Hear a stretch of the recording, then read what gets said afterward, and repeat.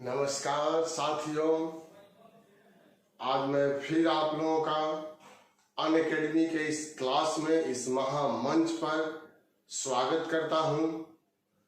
और जो हम लोग क्लास कर रहे थे उस क्लास को आगे बढ़ाने का एक और सफल प्रयास मैं प्रहलाद गुप्ता आप लोगों के सामने कर रहा हूं। आप लोगों ने इसके पहले वीडियो जो देखा, मुगल काल में बिहार के बारे में हम लोग पढ़ रहे हैं कि किस प्रकार से मुगल शासकों ने बिहार में अपनी राजनीतिक सत्ता को स्थापित किया। मुगल काल में बिहार में किस प्रकार का प्रशासन था, धार्मिक, आर्थिक और सामाजिक जीवन था। उसी प्रकार से अब हम लोग बिहार में सूफी आंदोलन के बारे में पढ़ेंगे। भारत के इतिहास में पढ़ा जाता है या जिनका इतिहास विषय रहा होगा वह जानते हैं कि प्राचीन काल हो, मध्य काल हो या आधुनिक काल हो, सभी कालों में सामाजिक धार्मिक क्षेत्र में सुधार आंदोलन को संचालित किया गया था। और यह आंदोलन जो है समाज के क्षेत्र में सुधार के लिए, धर्म के क्षेत्र में सुधार के लिए चलाया गया था। जैसे उदाहरण के रूप में आप अगर देखें तो प्राचीन काल में महात्मा बुद्ध ने बौद्ध धर्म की स्थापना करके सुधार करने का प्रयास किया। महावीर स्वामी ने जैन धर्म को लोकप्रिय बनाया। उसी तरह से मध्य काल में हम लोग आते हैं तो हिंदू धर्म के लोगों ने भक्ति आंदोलन का सहारा लिया और इस्लाम धर्म के लोगों ने सूफी आंदोलन का सहारा लिया। और इस समय समाज में जो भेदभाव उत्पन्न हो गया था, छुआछूत उत्पन्न हो गया था और महिलाओं की दयनीय स्थिति हो गई थी, इन सभी को दूर करने का या इसमें कमी लाने का प्रयास किया। अपने अपने स्तर से सभी क्षेत्रों में, भारत के सभी क्षेत्रों में धर्म के क्षेत्र में जो बाह्य आडंबर आ गया था और बहुत सारा ऐसा चीज को शामिल कर लिया गया था जो सर्वसाधारण वर्ग के लोगों के लिए संभव नहीं था, तो उसमें भी सुधार करने के लिए हिंदू धर्म के लोग और इस्लाम धर्म के लोग निकल करके सामने आ गए। भक्ति आंदोलन के माध्यम से और सूफी आंदोलन के माध्यम से यह आंदोलन चलाया गया। तो बिहार में सूफी आंदोलन का जबरदस्त जो है वह प्रभाव दिखलाई पड़ता है। वही हम लोगों का चैप्टर है बिहार में। मैंने यहाँ लिखा है बिहार में सूफी आंदोलन। देखिए, अब आप यह बात समझ गए होंगे कि सूफी लोग भी वही चाहते थे, सूफी संत लोग भी वही चाहते थे जो भक्ति आंदोलन के संत चाहते थे। समन्वय की स्थापना हो, हिंदू और मुस्लिम में कोई भेद नहीं माना जाए। सूफी लोग हिंदू और मुस्लिम में भेद नहीं मानते हैं, वह सांस्कृतिक समन्वय को स्थापित करना चाहते थे। और वह मानते थे कि भारत में अगर हम लोग रह रहे हैं या अन्य धर्म के लोग रह रहे हैं तो हिंदुओं को साथ में लेकर के चलना होगा। यह उन्हीं का देश रहा है और हम लोग बाद में यहाँ आए हैं, तो उस आधार पर हम लोगों को इनके साथ मिलकर के कार्य को संपन्न करना होगा। और इसी उद्देश्य को लेकर के, इसी बात को लेकर के भक्ति आंदोलन को और सूफी आंदोलन को चलाया गया था। तो हम लोग भक्ति आंदोलन और सूफी आंदोलन पूरे भारत के संदर्भ में चलाया गया था, लेकिन उसका प्रभाव जो है यहाँ बिहार पर पड़ता है। सूफी आंदोलन का प्रभाव जो है वह ज्यादा पड़ जाता है। अब हम लोग इसमें चर्चा करेंगे। जैसे मैंने यहाँ लिखा है भूमिका, तो भूमिका, दो लाइन भूमिका की बात नहीं हो जाती है कि सामाजिक स्तर पर छुआछूत भेदभाव को समाप्त करने के लिए इस प्रकार का आंदोलन चलाया गया, सभी में समानता स्थापित करने का उद्देश्य था। धार्मिक क्षेत्र में जो रूढ़िता स्थापित हो गया था, बहुदेववाद की बात थी, अंधविश्वास शामिल कर लिया गया था, पुरोहितों ने वर्चस्व स्थापित कर लिया था, बहुत अधिक खर्चीला हो गया था, उसको कमी करना था और उसको कमी करके भी मोक्ष की प्राप्ति हो सकती है, यह संदेश देने का प्रयास यहाँ पर सूफी आंदोलन के द्वारा किया गया। अब यहाँ एक पॉइंट बनता है जो परीक्षा में पूछा गया है कि सूफी आंदोलन जो चलाया गया, तो आखिर में सूफी शब्द का जन्म कैसे हुआ, परीक्षा में भी पूछा गया है। आप बीडी महाजन की पुस्तक पढ़ेंगे तो उसमें विस्तार पूर्वक जो है वह मिल जाता है साथियों। मैं पुस्तक का नाम इसलिए बतला देता हूं कि वह पुस्तक का अध्ययन मैंने किया है, लेकिन आपको उसको खरीदने की जरूरत नहीं है, क्योंकि मैं उसका पॉइंट जो है यहाँ पर शामिल कर रहा हूँ। मैं एनसीईआरटी का भी पॉइंट यहाँ शामिल कर रहा हूँ। तो खरीदना नहीं है, बल्कि इसी को आपको देखना है, जो मैं बतला रहा हूँ अच्छी तरीका से समझना है, तब आपको जरूरत नहीं पड़ेगा। इसी का स्क्रीनशॉट लेकर के या जो मैं बतला रहा हूँ उसी को अच्छे तरीका से अगर आप समझ लेते हैं तो आप नोट्स बना सकते हैं, आपका कॉन्सेप्ट पूरा क्लियर हो जाएगा और प्रश्न भी यहाँ से नहीं छूटेगा। ये तो बिहार में हम लोग पढ़ रहे हैं ना, फिर हम लोग जब पढ़ेंगे सूफी आंदोलन भारत के इतिहास में, तब तो और क्लियर हो जाएगा। अब तो उसमें कोई दिक्कत ही नहीं रह जाएगा, क्योंकि वह हम लोग ब्रॉड स्तर पर पढ़ेंगे पूरे भारत के संदर्भ में। अब यहाँ पर मैंने लिखा है सूफी शब्द का उद्भव। यह सूफी जो शब्द है इसका उद्भव तो विभिन्न स्तर पर विभिन्न विद्वानों ने अपना अपना मत जो है वह दिया है कि किस प्रकार से यह सूफी शब्द का जन्म हुआ, उसी को मैंने यहाँ पर लिख दिया है। जैसे पहला पॉइंट मैंने क्या लिखा है, सफा। कुछ विद्वानों का कहना है कि इस सफा शब्द से इस सूफी शब्द का जन्म हुआ। सफा शब्द से सूफी शब्द का जन्म हुआ, एक मत यह माना गया है। और इस सफा शब्द का अर्थ क्या होता है, पवित्र होता है। सफा शब्द का अर्थ जो है वह पवित्र होता है, अर्थात पैगंबर साहब के बाद जिन संतों ने पवित्रमय जीवन जीते हुए, पैगंबर साहब के बाद जिन संतों ने पवित्रमय जीवन जीते हुए अपने अपने मतों का प्रचार किया, उसी को सूफी कहा गया है। तो इसका अर्थ आप लोगों ने समझ लिया। उसके बाद मैंने लिखा सूफ, और सूफ का शाब्दिक अर्थ यहाँ ऊन होता है, ऊन। सूफ का शाब्दिक अर्थ ऊन होता है। पैगंबर साहब के बाद जिन संतों ने, जिन इस्लामिक संतों ने ऊनी वस्त्र पहन करके अपने अपने मत का प्रचार प्रसार किया, वहीं आगे चल करके सूफी कहलाए, क्योंकि पैगंबर साहब भी ऊनी वस्त्र धारण करते थे। तो अब एक वर्ग कहता है कि इस सूफ शब्द से यह सूफी शब्द का जन्म जो है वह हुआ। क्लियर है। उसके बाद तीसरा मैंने लिखा है सोफिया। यह ग्रीक भाषा का शब्द है, सोफिया ग्रीक भाषा, यूनान में बोली जाने वाली भाषा ग्रीक, और इसका शाब्दिक अर्थ जो है वह ज्ञान होता है। तो यह भी मत दिया गया है कि इस सोफिया शब्द से इस सूफी शब्द का जन्म हुआ है। यह एक ग्रीक भाषा है जिसका शाब्दिक अर्थ ज्ञान होता है, अर्थात पैगंबर साहब के बाद जिन संतों ने ज्ञान से पूर्ण रूप से परिमार्जित होकर, मतलब संपूर्ण ज्ञान प्राप्त करके अपने अपने मतों का प्रचार प्रसार किया, वही सूफी कहलाए। तीसरा मत था।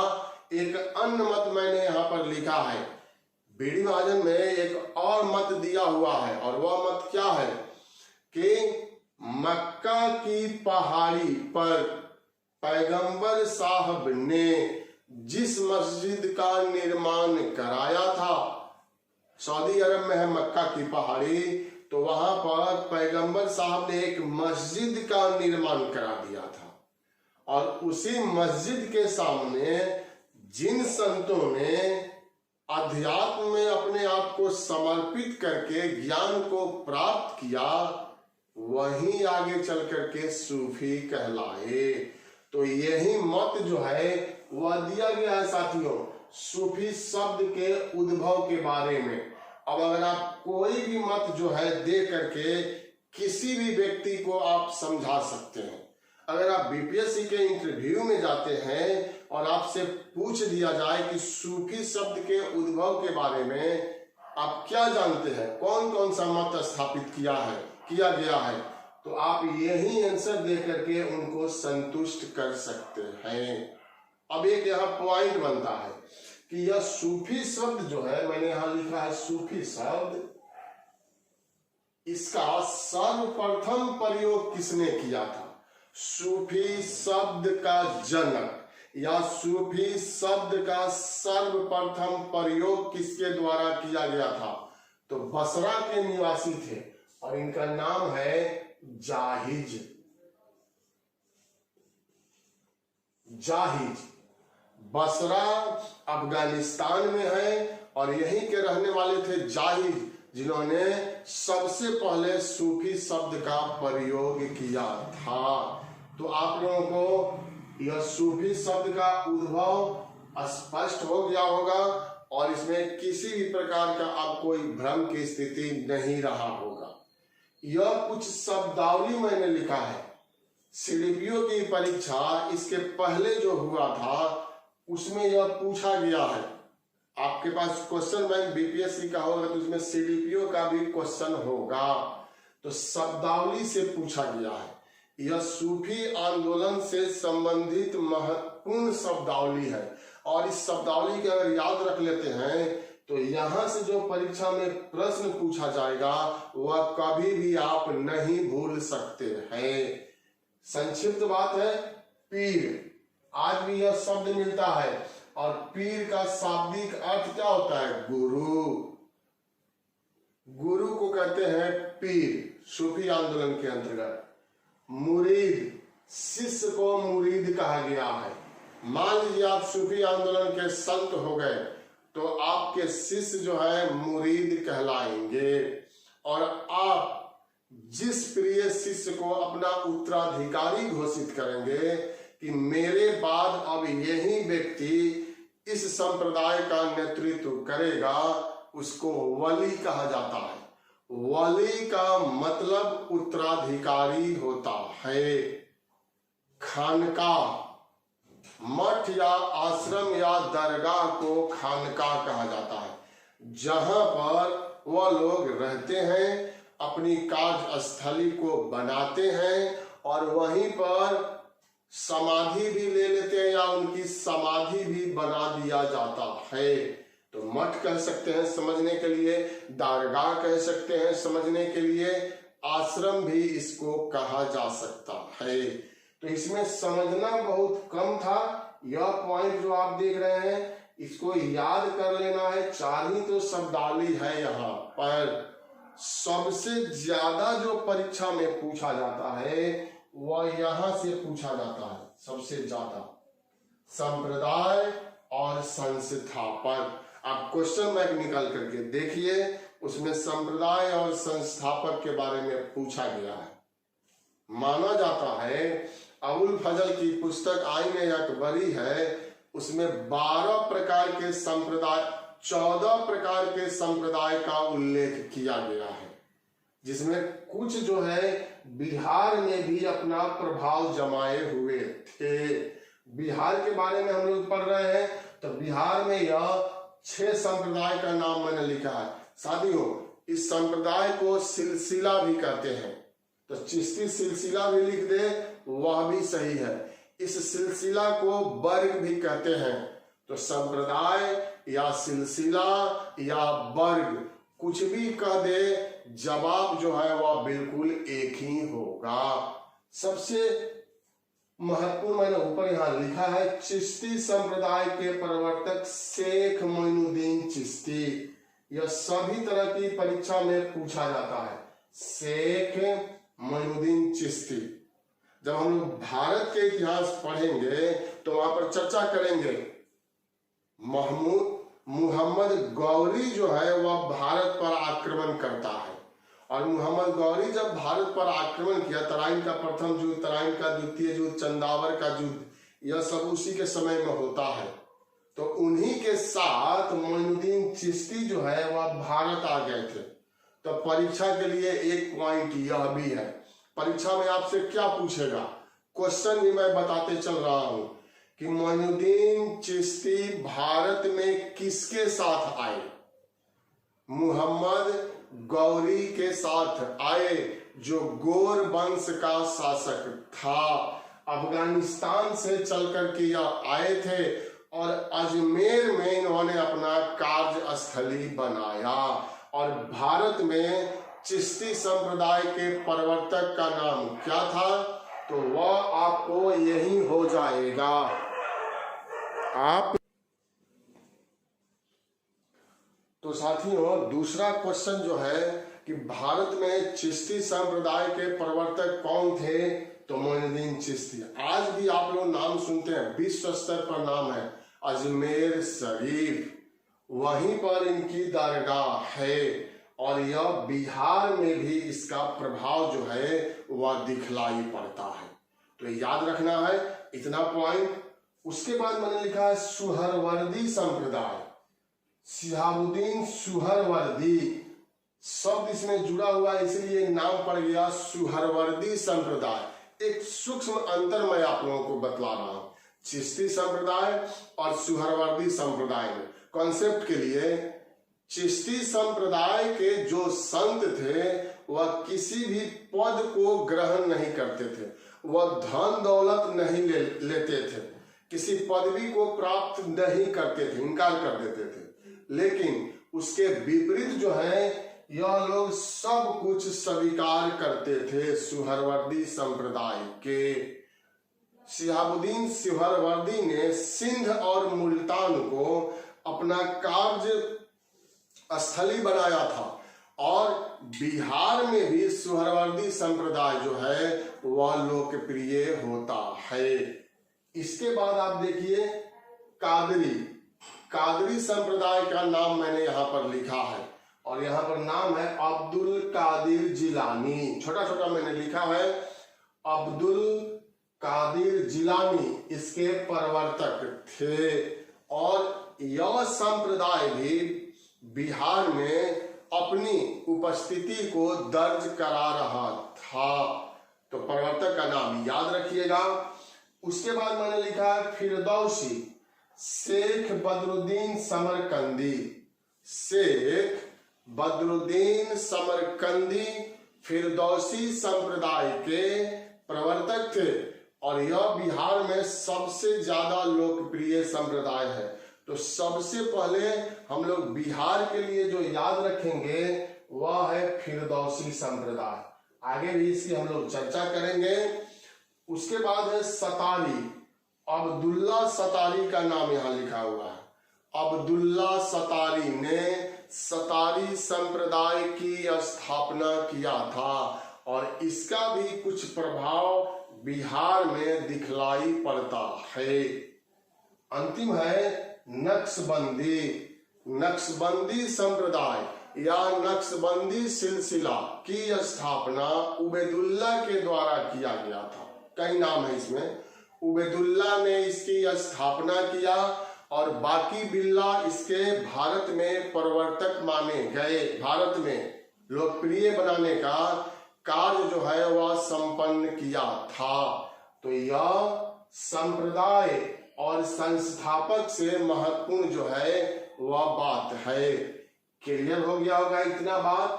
भूमिका में 2 लाइन हम लोगों ने चर्चा किया। सूफी शब्द की उत्पत्ति कैसे हुई, तो यह मैंने आपको बतला दिया। यह शब्दावली है। और उसके बाद संप्रदाय तथा संस्थापक। इसमें अब किसी भी प्रकार का कोई भी अब आप लोगों को दोहराव नहीं रहना चाहिए, किसी भी प्रकार का भ्रम जो है वह नहीं रहना चाहिए। मैं समझता हूं कि आप लोग यहाँ अपनी समझ को क्लियर कर लिए होंगे। अगर कोई कंफ्यूजन है, कोई दिक्कत है तो कमेंट बॉक्स में आप दीजिए, मैं उसको सुधारने का प्रयास करूंगा और आप लोगों को और बारीकी तरीका से बतलाने का प्रयास जो है यहाँ पर इस मंच पर, अनअकैडमी के इस मंच पर किया जाएगा। अब इसी संप्रदाय से संबंधित कुछ महत्वपूर्ण बात जो है वह मैं यहाँ पर लेकर के आया हूं। तो आगे बढ़ते हैं साथियों। आगे बढ़ने से पहले मैं आप लोगों को एक दो बात बताना चाहता हूं कि अब यह वीडियो जो है हम लोगों का मध्यकालीन बिहार का अंतिम वीडियो है और इसके बाद एक क्वेश्चन सेट जो है वह हम आप लोगों के लिए लेकर के आ रहे हैं बिहार के इतिहास से, जिसमें जैसे पहले हमने दिया था 30 क्वेश्चन का प्राचीन, मध्यकालीन, आधुनिक बिहार का क्वेश्चन था, उसी तरह से इस बार मैं 50 क्वेश्चन लेकर के आप लोगों के सामने आ रहा हूं और उसमें भी प्राचीन, मध्यकालीन, आधुनिक बिहार का क्वेश्चन रहेगा जो परीक्षा में भी पूछा जा सकता है और वह 1 घंटे का होगा। 50 क्वेश्चन होगा और उसमें से आप लोगों को बनाना है कम से कम 70%। तो 70% 50 का हो जाएगा 35 क्वेश्चन, मतलब 30 से प्लस हर हाल में जाना है। 35 प्लस हो गए तो आपकी तैयारी जो है वह पूर्णता की तरफ हो गया है और आप निश्चित रूप से बीपीएससी की पीटी को पास करेंगे अगर उतना आप बनाते हैं तब। लेकिन सवाल है कि यह तैयारी सभी विषय में उतना होना चाहिए, केवल हिस्ट्री में 70% बनाने से नहीं होगा, टोटली विषय में आपको 70% करना है। तो यही एक सूचना था और उस क्वेश्चन को बना लेने के बाद मैं शुरुआत करूंगा आधुनिक बिहार का इतिहास। वह आपको पढ़ने में ज्यादा मजा आएगा क्योंकि उसमें बहुत सारा नाम जो है आप जानते हैं, कुछ भी टेढ़ा मेढ़ा नहीं है, सीधे सीधे पढ़ना है। और आधुनिक बिहार का इतिहास हो चाहे आधुनिक भारत का इतिहास हो, सबसे ज्यादा मजा उसी को पढ़ने में आता है और सबसे ज्यादा क्वेश्चन भी वहां से पूछा जाता है। तो यह एक छोटा सा सूचना था। अब हम लोग यहाँ पर लिखे हैं बिहार के आरंभिक सूफी संत, यह मैंने यहाँ पर साथियों लिखा है, नाम है संत इमाम ताज फकीर। यही आरंभिक संत थे। सूफी संत की आप बात अगर हम लोग करें, आरंभिक सूफी संत पूरे भारत के लेवल पर, सूफी आंदोलन के लेवल पर, तो मंसूर हल्लाज का नाम आता है। मंसूर हल्लाज यहां देख सकते हैं, मैं लिख रहा हूं,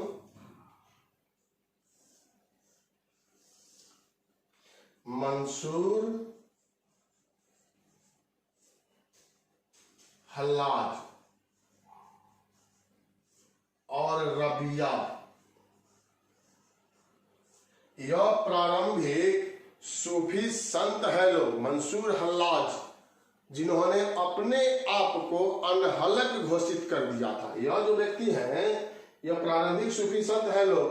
तो आया 8वीं सदी की या 10वीं सदी की, तो इन्होंने स्वयं को अपने आप को अनहलक घोषित कर दिया था। अनहलक का मतलब होता है नास्तिक, इसलिए इनको फांसी दे दिया गया।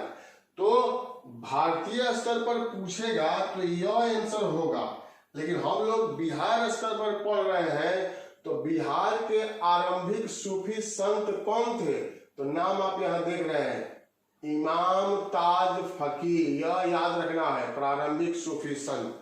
और इन्होंने अपनी कार्यस्थली कहां बनाया? तो यही बिहार, यही पटना के बगल में है मनेर। मनेर में इन्होंने अपनी कार्यस्थली बनाया और वहीं पर इनकी दरगाह है। तो प्रथम शब्द लगा हुआ है, आरंभिक शब्द लगा हुआ है, इसलिए इनका नाम जो है आपको याद रखना होगा बिहार के संदर्भ में। उसके बाद 13वीं शताब्दी में यह सभी सूफी संप्रदाय बिहार में सक्रिय थे।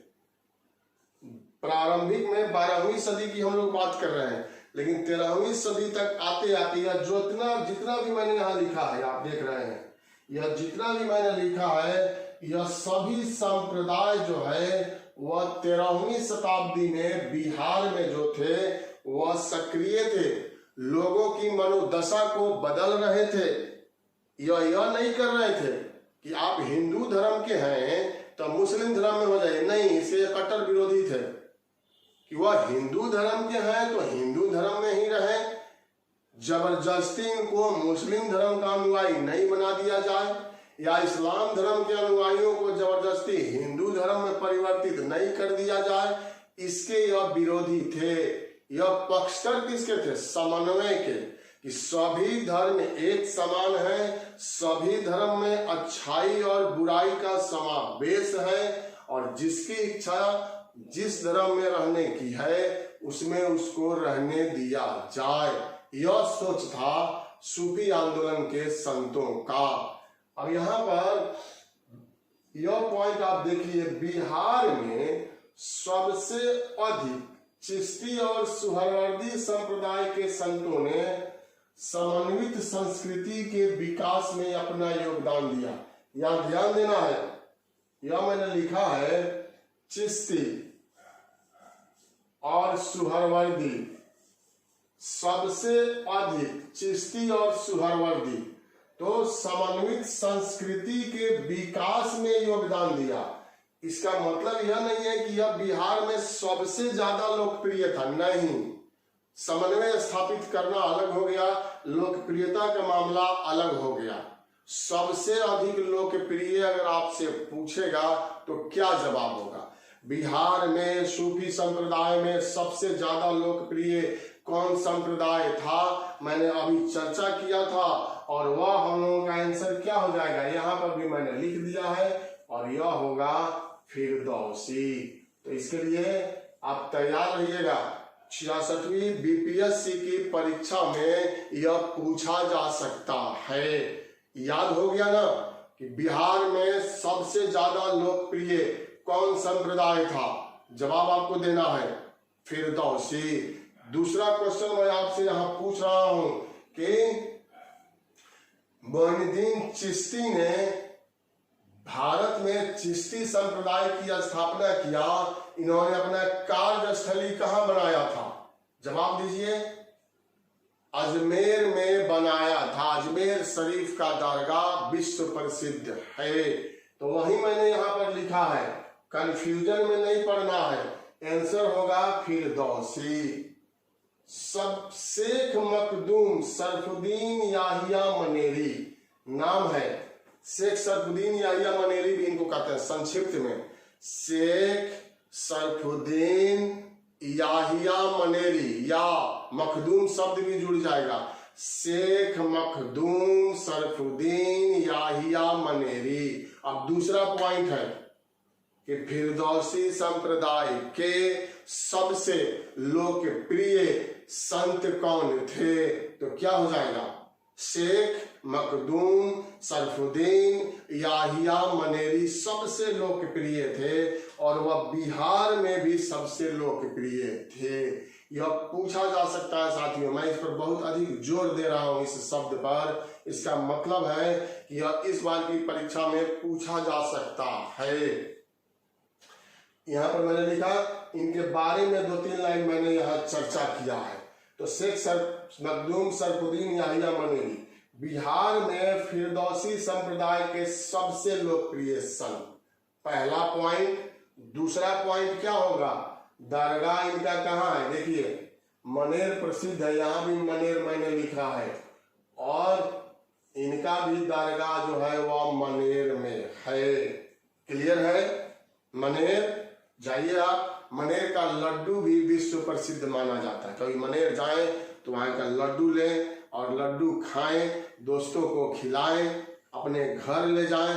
मनेर का लड्डू वही मनेर है यार। इसके बाद हिंदू मुस्लिम एकता पर बल, शेख सरफुद्दीन याहिया मनेरी ने बिहार में सबसे ज्यादा हिंदू मुस्लिम एकता पर बल दिया था।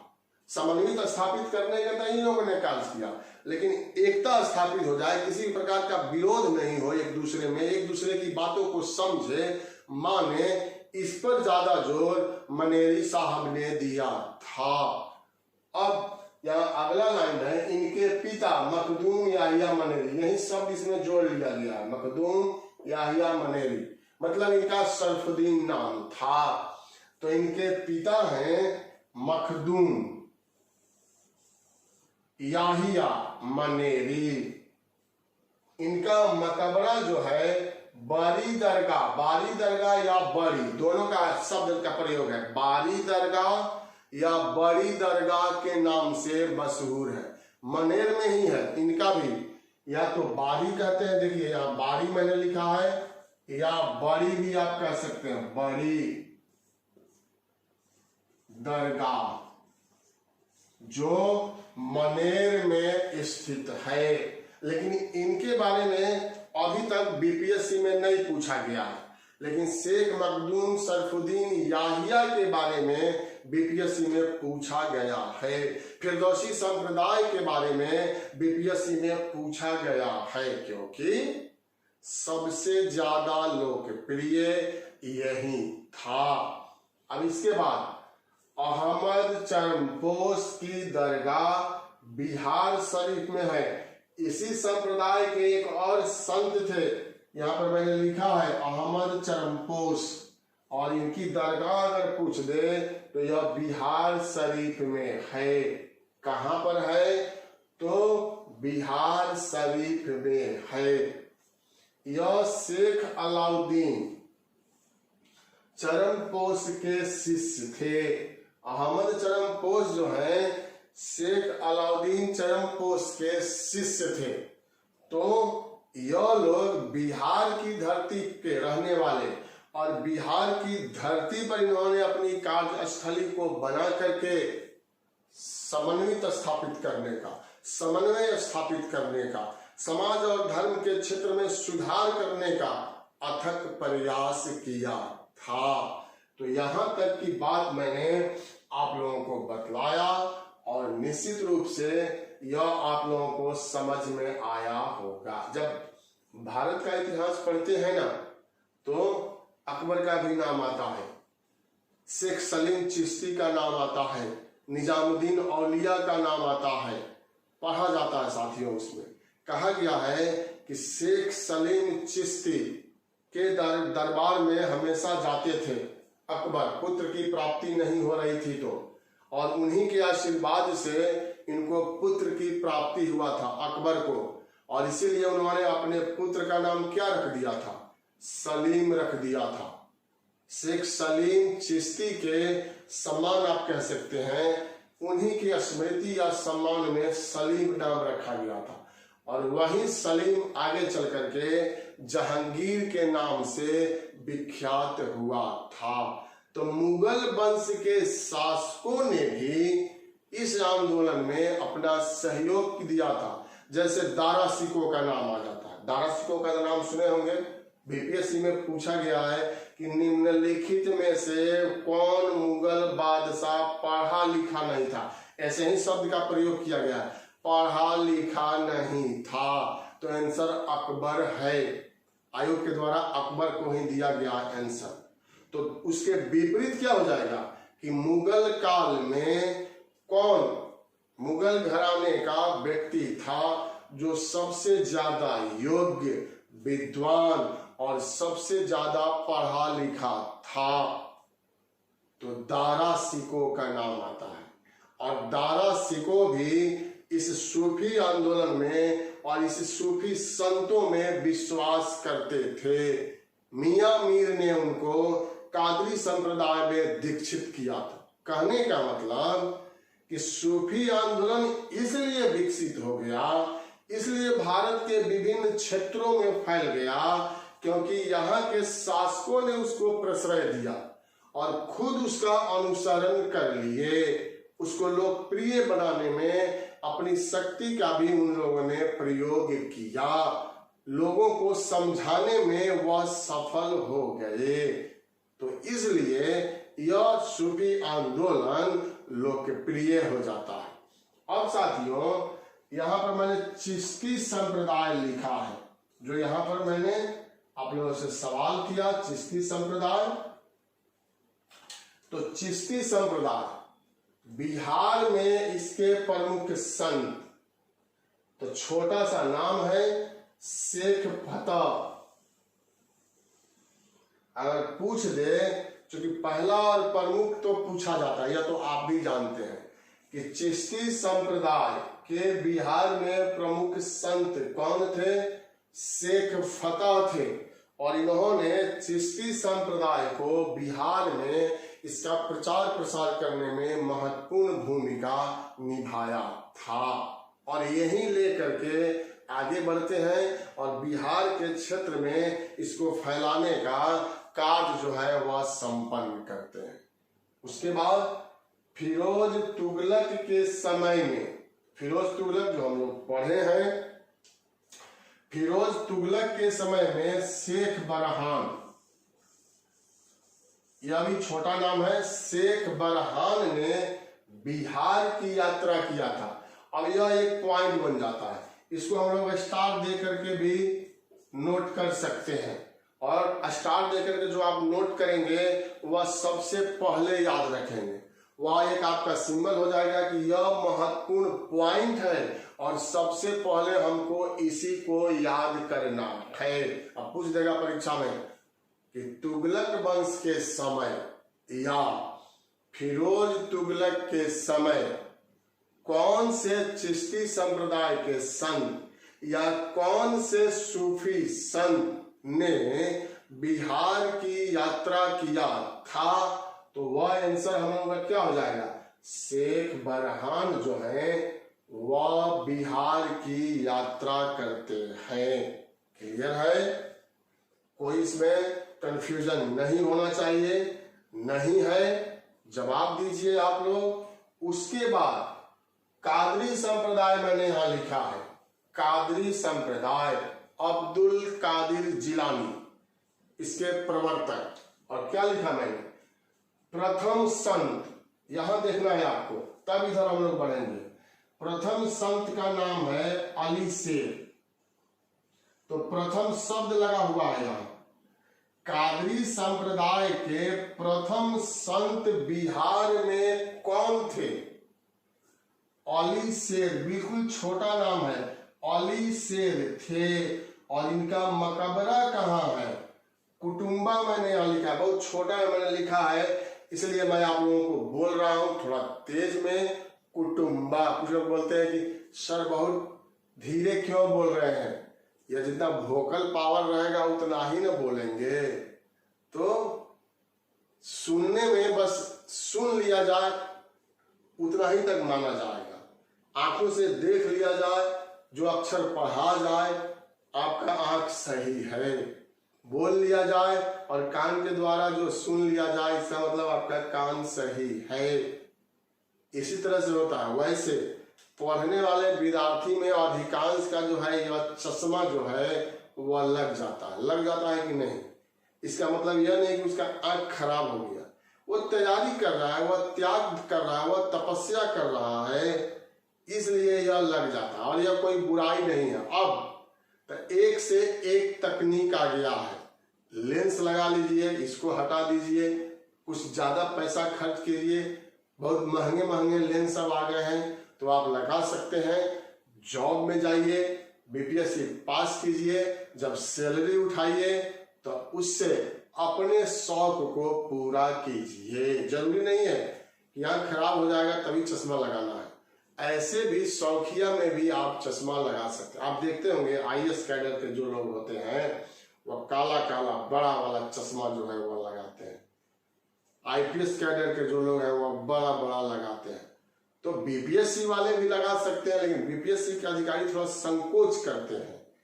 संकोच नहीं करना है, उसके लिए कोई प्रतिबंधित नहीं है। हाँ, अगर आप किसी मीटिंग में जा रहे हैं, डीएम सर के मीटिंग में जा रहे हैं, मुख्यमंत्री जी आ रहे हैं, तो वहां पर आपको ध्यान देना होगा और वहां पर आपका जींस नहीं चलेगा, आपका उस तरह का चश्मा नहीं चलेगा। आपने देखा होगा कि नरेंद्र मोदी की अगवानी में एक सर आए थे जो काफी वीडियो जो है वह वायरल हो गया था। हालांकि हुआ कुछ नहीं उनको, लेकिन वह नहीं करना है। सभ्य शालीन नौकरी का एक मूल मंत्र यह भी है, और वह आपको ट्रेनिंग में पढ़ाया जाता है कि जितना सभ्य रहिएगा, जितना शालीन रहिएगा, अफसर के नजरों में, बड़े अफसर के नजरों में आप अच्छे बन के रहिएगा। वो आपको बोलेंगे कुछ नहीं, लेकिन आपको वह जरूर देख रहे होते हैं, ताड़ रहे होते हैं कि आपकी गतिविधि पर उनका ध्यान रहता है। और सीनियर अफसर हैं, वहीं आपके सब कुछ लिखेंगे जो आपको प्रमोशन होगा। बहुत सारी बातें हैं, जब आप बीपीएससी पास करके आएंगे तो धीरे धीरे आपको सब कुछ पता चलेगा और आप निश्चित रूप से उसी के अनुरूप ढलते चले जाएंगे। कोई भी माँ के गर्भ से सीख करके थोड़े आता है, जैसे जैसे बड़ा होता है वैसे वैसे बुद्धि खुलते जाती है। मानव जब बंदर से, कपि से ज्ञानी मानव बन गया, हम लोग पूर्वज क्या थे? बंदर थे ना, कपि बारे में थे वह लोग, और धीरे धीरे प्रयास किया तो ज्ञानी मानव बन गए। और आज का मानव तो चांद पर पहुंच गया है, बृहस्पति के पर पहुंच गया है, और बहुत सारी खोज की जा रही है। कहीं सूरज पर भी नहीं पहुंचा, सूरज पर नहीं पहुंचा जा सकता है अभी भी, क्योंकि तापमान इतना है कि आदमी जल सकता है। लेकिन भविष्य में क्या होगा वह हम आप नहीं जानते हैं। कुछ भी हो सकता है, और वह करने वाला कौन व्यक्ति है? हमारे ही और आप में से मानव कोई है, मनुष्य कोई है।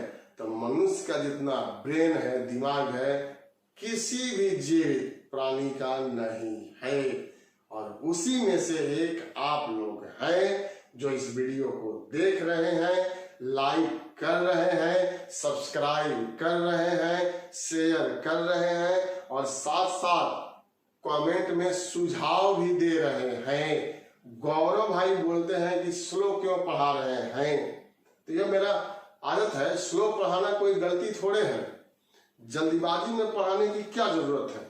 आप बहुत सारे ऐसे पढ़ाने वाले को देखे होंगे, मैं नाम यहाँ नहीं ले रहा हूँ। हिंदी के बहुत बड़े विशेषज्ञ हैं, वो 2-2 घंटा 3-3 घंटा का क्लास लेते हैं, और उसमें अगर निचोड़ निकाला जाए तो मुश्किल से आधा घंटा होगा।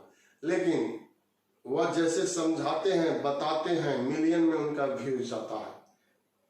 तो समझना है, धीरे या तेज। अब बहुत तेज गति से बोलने लगेंगे तो कुछ कमेंट आप लोग का आएगा, सर इतना फास्ट क्यों हो गए? तो आप पढ़ने वाले हैं, बस जो महत्वपूर्ण पॉइंट है उसको आप कैच कर रहे हैं, और कमेंट बॉक्स में आकर के अच्छा अच्छा कमेंट कर रहे हैं, हम देखते हैं। अब आप बोले हैं कि हम रेगुलर हम भी होंगे, तो वह बनाए रखना है। हम समझते हैं बात को, आप लोगों की बात को, और उसी के अनुरूप पढ़ाने का प्रयास करते हैं। पांचों उंगली बराबर नहीं है, सब कोई एक समान तेज नहीं है। कुछ लोगों को तो सिलेबस भी मालूम नहीं है, तो उसको भी तो लेकर के साथ में चलना है। कुछ लोग जो है मेडिकल की तैयारी करते हैं, इंजीनियरिंग की तैयारी करते हैं, और डायरेक्ट आ जाते हैं बीपीएससी में, डायरेक्ट आ जाते हैं जनरल की परीक्षा में, नहीं समझ पाते हैं वो, क्योंकि जीके जीएस से उनका कोई मतलब ही नहीं रहा है।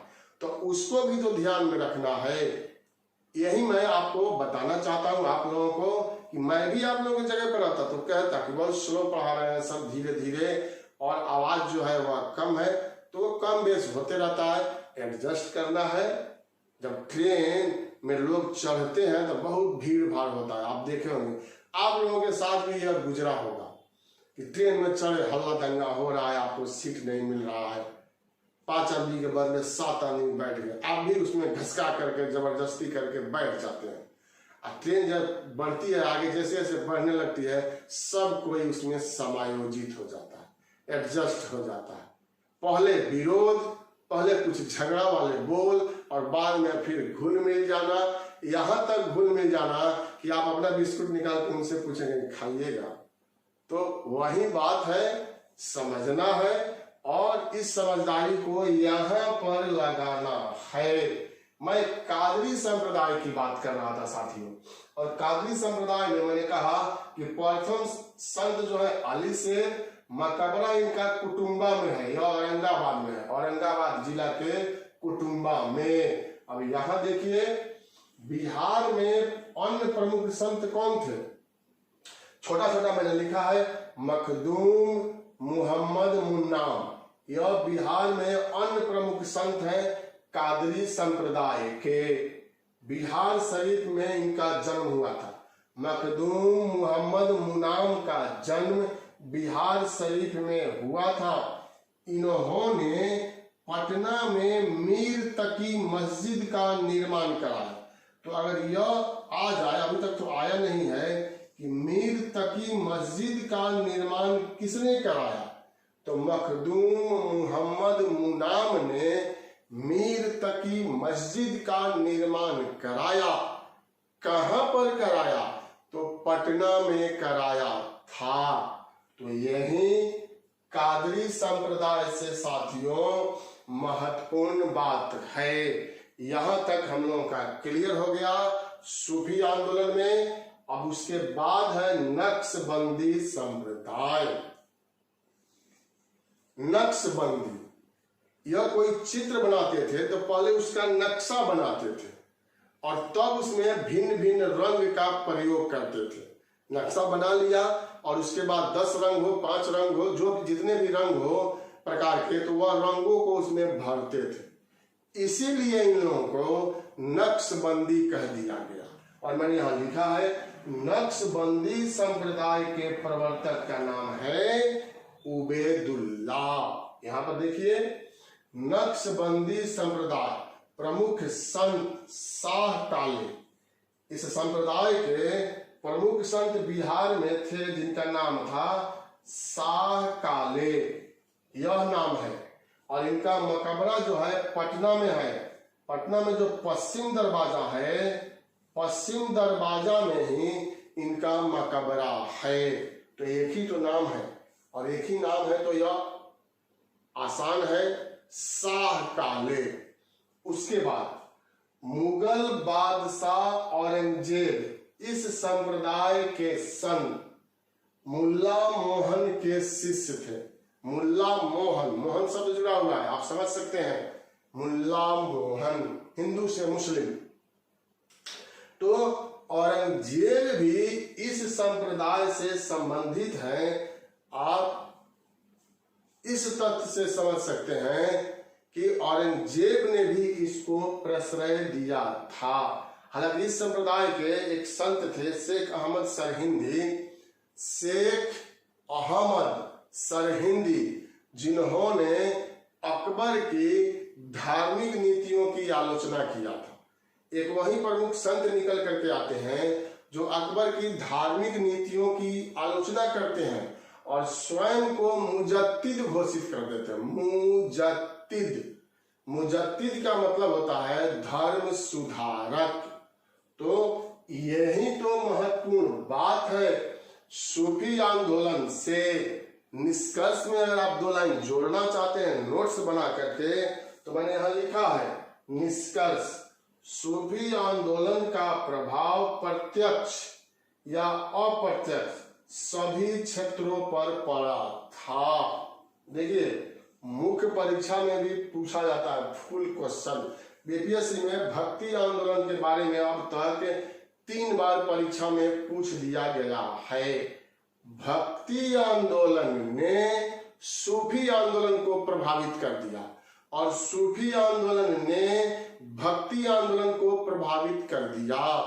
समाज को भी इन लोगों ने प्रभावित किया, धर्म के क्षेत्र पर भी प्रभाव डाला। सबसे ज्यादा प्रभावित होने वाला क्षेत्र कौन था? तो क्षेत्रीय भाषा एवं साहित्य। सबसे ज्यादा प्रभाव, सबसे ज्यादा विकास क्षेत्रीय भाषा एवं साहित्य का हुआ, क्योंकि इसी भाषा में पुस्तकों की रचना की गई, क्योंकि इसी भाषा में इन संतों ने अपना अपना उपदेश दिया था। जब मुख्य परीक्षा में लिखते हैं तो इसको ले जाकर के आधुनिक भारत के इतिहास से जोड़ देते हैं, आधुनिक बिहार के इतिहास से जोड़ देते हैं। जैसे मैंने कहा था कि प्राचीन काल में धार्मिक सुधार आंदोलन चला और महात्मा बुद्ध और महावीर स्वामी का नाम आता है। मध्यकाल में सूफी आंदोलन और भक्ति आंदोलन का नाम आता है, इन्होंने भी उसी तरह का आंदोलन चलाया। फिर आधुनिक काल में आप लोग खुद जानते होंगे कि आधुनिक काल में भी सामाजिक धार्मिक सुधार आंदोलन चलाया गया, उसको कहते हैं सामाजिक धार्मिक सुधार आंदोलन या पुनर्जागरण। तो भारतीय पुनर्जागरण की शुरुआत किसके द्वारा किया गया था, यह भारत के इतिहास में पढ़ेंगे और आप इसका जवाब दीजिए कि भारतीय पुनर्जागरण का पिता किसको कहते हैं। राजा राम मोहन राय को कहा जाता है और वहां पर तो बहुत नाम है, अनेकों नाम है जिन्होंने समाज और धर्म के क्षेत्र में सुधार के लिए कार्यक्रम चलाया था। कोई भी ऐसा धर्म अछूता नहीं है जो उसमें शामिल नहीं हुआ था। सभी धर्म के लोगों ने निकल करके सामने आ जाते हैं, और चाहे वह हिंदू हो, मुस्लिम हो, सिख हो, ईसाई हो, और वह लोग समाज और धर्म के क्षेत्र को परिवर्तित करने का सफल प्रयास करते हैं। वह सब भारत के इतिहास में पढ़ना है हम लोगों को। जो बिहार से होगा वह हम लोग बिहार के बारे में चर्चा जो है कर लेंगे। अब इसका स्क्रीनशॉट आप ले सकते हैं, नोट करके आप नोट्स बनाइएगा। याद अगर जिनको हो गया उनके लिए कोई बात नहीं, लेकिन महत्वपूर्ण तथ्य है इसमें। मैंने बहुत सारा बात इसमें लिख दिया है छोटे छोटे अक्षरों में या शब्दों में, तो इसीलिए स्क्रीनशॉट आपके पास रहेगा तो आप इसका बेशक रूप में लाभ जो है वह उठा सकते हैं। अब इसके बाद हम लोग साथियों पढ़ेंगे बिहार में, इसी में जोड़ करके हम लोग पढ़ेंगे बिहार में शिक्षा और बिहार में स्थापत्य कला। तब जाकर के हम लोगों का मध्यकालीन बिहार का इतिहास जो है वह समाप्त हो जाएगा। इसको आप उतारिए। मैं इसके बाद अब वही चीज लेकर के आऊँगा।